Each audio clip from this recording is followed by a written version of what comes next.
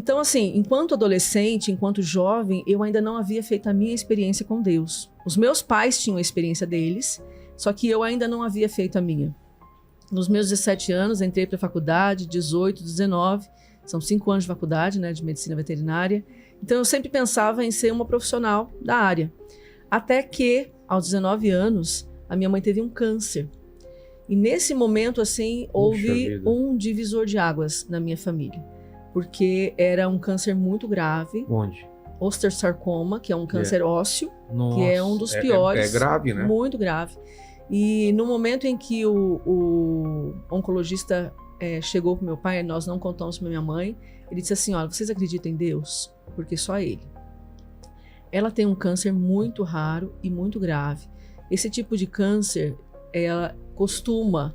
ela vai ter que amputar a perna, porque o câncer era entre a bacia e o fêmur, vai ter que amputar a perna, ela vai ter 4 meses de vida e ainda vai morrer com muitas dores. Nem a morfina vai ser o suficiente. Então, assim, quando meu pai chegou e contou isso para nós foi muito chocante. Poxa. E eu tava naquela... Você tinha 19, você falou? Tinha 19 anos. Naquela vibe de que, meu Deus, a ciência, como assim? A ciência... Não tem um jeito? Como impossível, assim? Gente. Então, assim, eu não acreditava que a ciência não era suficiente para responder a esse tratamento. Só que uma coisa que ficou na minha cabeça, quando meu pai disse assim, que o médico falou no final, vocês acreditam em Deus? Só ele. Então, meu pai, chorando em prantos, né, disse, se vocês acreditam em Deus, só ele. Então, ao mesmo tempo, eu ficava com aquela coisa da ciência, e ao mesmo tempo isso latejando na minha cabeça. Se vocês acreditam em Deus, só ele. Então eu e a minha irmã, voltando dessa reunião que nós tivemos com meu pai, eu fui para a igreja, que nós participávamos na época. Pela primeira vez eu fui ali no Santíssimo, onde fica o sacrário, porque eu não tinha esse costume. Como eu falei, eu ainda não havia tido a minha experiência. Cheguei para o sacrário e falei, Jesus, eu não te conheço. Talvez o Senhor me conheça muito mais. Cura minha mãe e eu serei sua. Eu não tinha noção do que eu estava pedindo, né? Mas eu me lembro que eu falava, Senhor, coração, né? Cura as células, transforma essas células cancerígenas. Eu estava estudando nessa época e sabia do que o médico estava dizendo. Com metástase, ela já estava com metástase espalhada pelo corpo todo. Para nós foi muito angustiante. Foi mais ou menos um tempo aí de 15 dias, em que foram 15 dias que eu entrei em contato com uma espiritualidade que eu não sabia que existia dentro de mim. Foram 15 dias que eu comecei a ter um diálogo com Deus que eu não conhecia. O Deus desconhecido, como diz São Paulo. E a partir desse momento, eu comecei a ter conversas com Deus. Ele andava do meu lado. E eu comecei a perceber que Deus ouvia. Eu comecei a perceber que Deus enxergava. Eu comecei a perceber que Deus falava. E aí eu comecei a ter a minha experiência com Deus. Mesmo diante da cruz. Mesmo diante da dor. Minha mãe foi para São Paulo, veio para cá. E o especialista era do Oswaldo Cruz. Nós fomos para o hospital. O médico olhou para minha mãe e ele falava, não para minha mãe, mas para a família, olha, fase terminal. Então, ele chegou a dar prazo, pediu, assim? Ele disse fase terminal, mas a gente não sabia até quando, né? Então, ele pediu uma bateria de exames. E quando ele pediu uma bateria de exames, houve um burbulho, assim, uma reunião de várias juntas médicas. E peraí, o que está acontecendo? Até que daí a gente recebe um telefonema da minha irmã, nós estávamos no Paraná, minha irmã e meu pai aqui com a minha mãe. Falei, olha, a mãe não está mais com câncer. A mãe, ela foi diagnosticada com uma doença que causa tumores no corpo inteiro, chamado tumores de células marrom, e essa doença é tratável. É curável. Então o médico falou assim, olha, a gente nunca viu isso. Esse é o tipo rara de doença que a gente vai ter que registrar numa revista científica. É a primeira. Então, eu acredito, Vilela, piamente, que foi a ação de Deus. Minha mãe é viva até hoje. Amém. E eu acredito, assim, que Deus, naquele momento, Ele queria fazer uma transformação na minha vida, na vida da minha família, porque foi um divisor de águas naquele momento. Na vida da minha mãe, na vida do meu pai, das minhas irmãs, porque a gente precisou se render à cruz, se render ao sofrimento e falar, se a ciência não pode, então só Deus pode. E eu entrei em contato com esse Deus que é íntimo, esse Deus que atrai, esse Deus que seduz. Como eu estava encantada com esse Deus que ouve, que olha e que fala, eu comecei a participar de cabeça, grupos de oração de jovens. Aí, a partir dali, eu comecei a descobrir que eu poderia ajudar com a música, porque em casa a gente sempre cantava. Eu e minhas irmãs, a gente ama Cantava cantar. de tudo. Sim, eu tenho um avô que era violeiro, ele fazia luthier, fazia viola, fazia craviola, fazia legal. cavaquinho, enfim. E tem uma família com uma raiz musical. Só que, ao mesmo tempo, eu e as minhas irmãs, a gente se reúne até hoje, nas férias a gente faz karaokê. E fazendo serviço de casa, cantando. Aí eu sempre me achei afinada, a gente cantava em karaokê, tipo Chitãozinho Chororó, Evidências é o que a gente mais cantava. E ao mesmo tempo, eu nunca imaginei que eu poderia contribuir na música, na igreja. Aí uma amiga minha, a gente estava num grupo de oração, e um coordenador, o Valdemar, chegou e falou assim, gente, eu preciso que alguém cante o salmo, que eu não aguento mais cantar o salmo. A minha amiga cutucou e falou assim, ela tem uma voz linda. Eu, cala a boca. Você canta o salmo? Eu tenho que ver. Eu tinha muito medo. Muito medo de estar à frente, muito medo de me apresentar, muito medo de ser vista, digamos assim. Aí eu treinei, ensaiei, até que, graças a Deus, o salmo saiu. O salmo dizia, ó Senhor, eu cantarei eternamente o vosso amor. Então eu acredito que foi a profecia da música na minha vida. Até hoje nunca mais parei de cantar. Então, participando aí de retiros, cantando sempre no Ministério de Música, Deus foi me seduzindo aos poucos. Deus foi me atraindo aos poucos. Terminei a faculdade em 2001, me formei sem me imaginar sendo médica veterinária. Então, fiz estágio nas comunidades rurais, nós fazíamos controle populacional de cães e gatos. Então, eu passava de vila rural, fazendo palestras sobre zoonoses, né? Aquelas doenças que passam de animais para as pessoas. Só que o que me encantava era estar com as pessoas. O que me encantava era conversar com as pessoas. Às vezes eu ficava tempos conversando com as pessoas, tomando um cafezinho na casa delas e elas falando de Deus, e eu falando de Deus. Aí eu comecei a falar, gente, tem alguma coisa estranha. Eu acho que Deus está me chamando para um projeto. Terminei a faculdade e consagrei minha vida 2 anos numa comunidade de vida. Essa comunidade de vida era numa periferia da cidade que eu morava, um bairro bem vulnerável.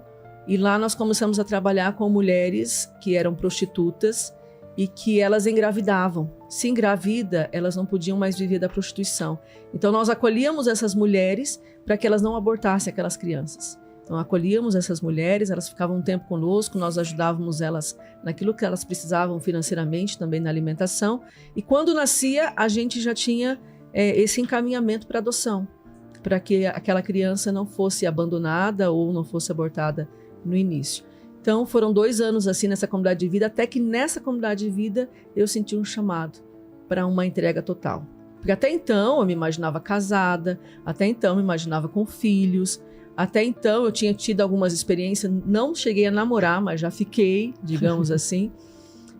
Tive experiências muito positivas, mas era como se o meu coração estivesse em outro lugar. E a faculdade não me encantava mais, a profissão não me encantava mais, somente as coisas de Deus me encantavam. Quem que chegou a falar com vocês, assim, de gente conhecida, assim, vocês... deixa eu tocar. Tá com som pra eles, né? Pro pessoal, então toca aí. Vocação, vocação, vocação. Rapaz, que é isso? Gente, é um show de talento. Que legal. Pois é, vocês esperavam que ia... Meu Deus. Na verdade, assim, essa alegria, essa espontaneidade, essa forma de ser é muito comum na nossa vida e na nossa congregação. Porque como nós trabalhamos com a recuperação de dependentes químicos, nós temos que ser muito criativos. Então a gente tem que ser muito livre. A gente tem que às vezes, virar cambalhota para ajudar as nossas filhas e filhos a permanecerem naquele tratamento, a viverem aquela sobriedade. Então Deus usa de tudo isso. E para nós, naquele momento ali, naquela apresentação, a gente foi lá nesse programa para falar sobre vocação, de um retiro que nós teríamos depois de alguns dias. Era muito comum isso. Como a irmã Marisa falou, eu faço shows, ela dança, às vezes eu faço o beatbox, ela dança também. Só que nós não esperávamos nunca que essa viralização fosse acontecer dessa forma. E foi engraçado porque, assim, eu fiquei 7 anos em Trindade e essa TV Pai Eterno é de Trindade, é de Goiás, né? De Goiânia. E lá eu ajudava o padre no programa Família de Amor, eu fui transferida e daí ele sempre me chama para alguma coisa. Então, era como se a gente tivesse ido para os amigos, na casa dos amigos, na casa da família mesmo. E ali a gente estava batendo um papo sobre vocação, mas assim, como se estivesse na casa do amigo, né? E nem, tipo, a câmera, né? Tá ali as câmeras. Por acaso tá ali. Tá ali as câmeras, né? E a gente tava conversando e ela, como a apresentadora e o diácono sabe, e os diretores e tal, desse nosso evangelizar, aí queria algo que a gente fizesse alguma coisa. Sem ensaio, sem nada. A irmã começou a música Vocação, ali ela começou a fazer o beatbox. Vou dançar. E no começo até faço um sapateado, assim, porque que eu vou dançar, sabe? Aí eu entrei no ritmo, né? Aí eu peguei o ritmo, né? Então, tipo assim, era uma coisa livre que a gente tava fazendo, porque falar de vocação, falar da vida consagrada, para nós isso daí é o que a gente é normal, né? Então... Mas o beatbox, vocês já tinham feito isso em algum outro lugar? Não, sim, várias vezes. Né? Tem na internet, em vários lugares. Eu participei da TV Evangelizar e ali eu já fiz o beatbox nos shows, nos retiros, sempre faço. E eu aprendi a fazer na minha adolescência.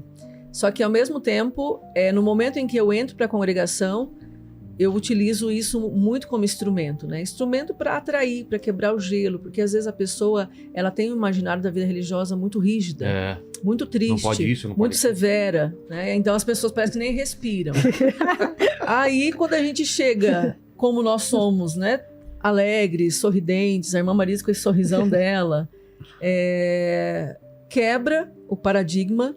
E ao mesmo tempo, quando a gente começa daí a dançar e fazer beatbox, daí aí foi demais.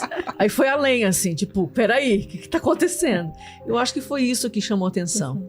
Assim, rasamente falando, né? Porque eu tenho pensado muito, rezado muito, e eu percebo assim, sabe, Vilela, que as pessoas talvez estejam com sede da autenticidade, sede de olhar aquilo que é simples, quando a gente usa hábitos, sede do sagrado, porque a gente só manifestou o sagrado que nós representamos, e eu acredito que as pessoas sentiram o sagrado que estão nelas.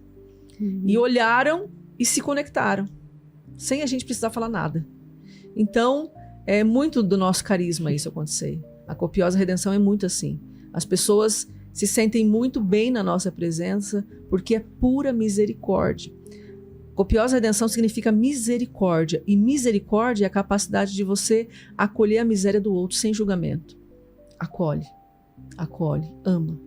A Larissa Barbosa está perguntando se vocês fazem acolhimento de mulheres com dependência química, mães, gestantes, e como que é o trabalho com essas mulheres tão vulneráveis. Gente, para nós isso é o tesouro. Para nós isso é assim. O nosso coração, ele pulsa mais forte em falar dos filhos e filhas da Copiosa Redenção. Posso contar um pouquinho a história de como aconteceu? O Padre Wilton, no ano de 87, ele sentia no coração dele um desejo de uma fundação, mas ele não sabia o que era. Até que ele foi para Vitória, no Espírito Santo, e no momento de oração lá diante do Santíssimo, ele estava conduzindo um momento para jovens, uma menina chega cambaleando e coloca em cima do altar um pacote. Ele achou estranho. E depois aquela menina foi dar o testemunho dela. E ela falou assim, olha, eu trouxe esse pacote que contém drogas. E nesse pacote eu ia vender e usar essas drogas. Mas no momento que eu entrei nessa sala, tinha uma força tão grande que me atraiu e que eu não pude conter. Então, eu vim para frente. Naquele momento, o Padre Wilson sentiu no coração dele, é para essas pessoas que eu quero que você funde uma congregação. As pessoas que usam drogas são amadas por mim e não sabem. Alguém precisa falar do meu amor para elas. Então a Copiosa Redenção nasceu diante do Santíssimo Sacramento, que para nós é a fonte, para que essas pessoas que vivem essa situação vulnerável, pessoas que vivem o problema da drogadição, homens, mulheres, gestantes, mulheres que chegam nas nossas comunidades grávidas ou com os filhinhos de 2 até 2, 3 anos, essas pessoas sintam que são amadas e não sabem. Então, nós anunciamos esse amor para elas. Então, eu trabalhei durante muitos anos em comunidade terapêutica. Graças a Deus, tem vários testemunhos de mulheres, porque a dependência de drogas não tem cura. ela tem tratamento. É como a diabetes, a gente costuma dizer.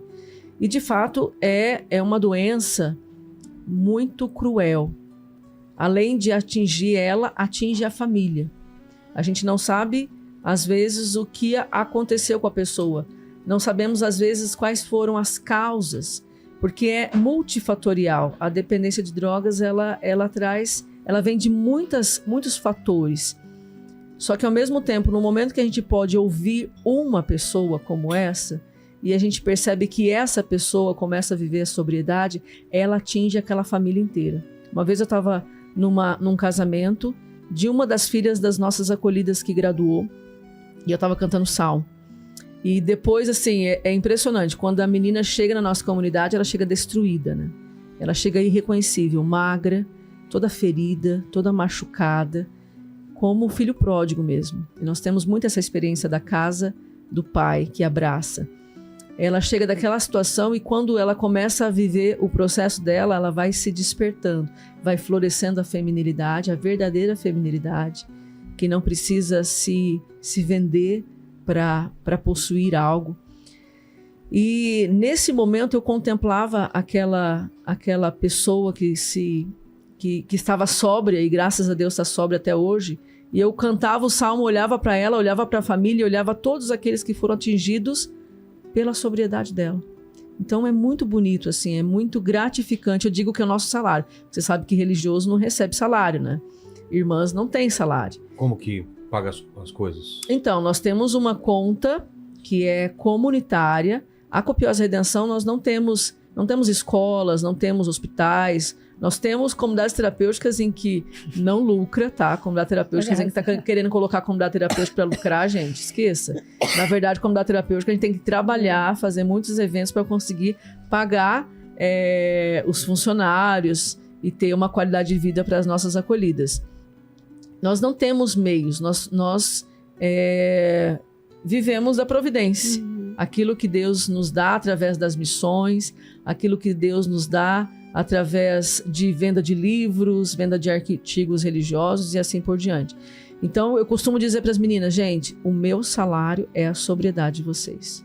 Mantenham-se sóbrias, que eu vou estar recebendo meu salário da mesma forma. E dá para fazer alguma coisa aqui ao vivo, assim, de música? Como que a gente faz? Não, Como que a gente faz? O que vocês querem fazer? Bom, é uma pena a irmã não conseguir dançar, né? Não, eu danço com o braço. Não, e também o pessoal vai ver ela dançando, porque a gente gravou antes aqui, a gente vai soltar depois. Isso. Vocês aqui no palco, no nosso novo auditório aqui, soltaram uma base, eu não vi, eu não tava aqui ainda.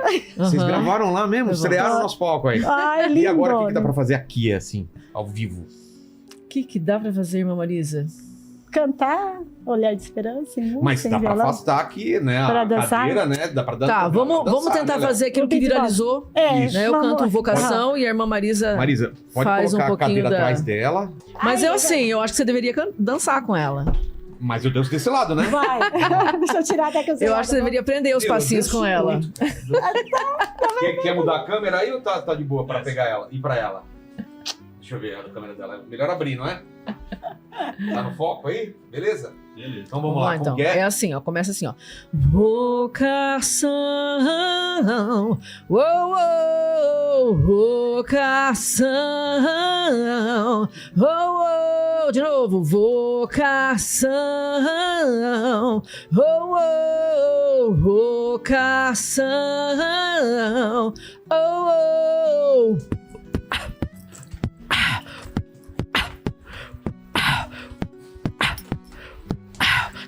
Gente, desculpa, mas eu não tô conseguindo me concentrar aqui, ó. Esse é meu jeito. Eu tô tentando me concentrar, eu até fechei os olhos. Tô aqui destruindo aqui na dança. Vamos Mas lá. você tem que dançar o passinho da irmã Marisa. Eu não tô conseguindo Ó, ver. deixa eu mostrar. É assim, ó. Direita joga esquerda, esquerda joga direita. Direita joga esquerda. Ele tá dançando o quê? Rumba, isso, gente? Ó, ou se não, tipo assim, ó. Pé pra frente, pé pra trás. Pé pra frente, pé pra trás. tá. Pé pra frente, pé pra trás. Aê. Pé pra frente, pé pra trás. Tá, mas eu vou fazer de olhos fechados Aí, mesmo espera assim. só um pouquinho. O pé pra frente, pé pra trás, na hora que eu vou jogar pra trás, assim, tipo, pé pra frente, joga pra trás, faz de conta que tropeçou, assim, tipo, tropecei. Tipo, Tropecei. entendeu? Fácil. Aí, então tá, agora vai dar certo. Então, vamos de novo na vocação pra ver se aquece isso aí. Vocação. vocação, vocação, vocação, Tá chegando a hora. Cai. Ih. Cai de novo.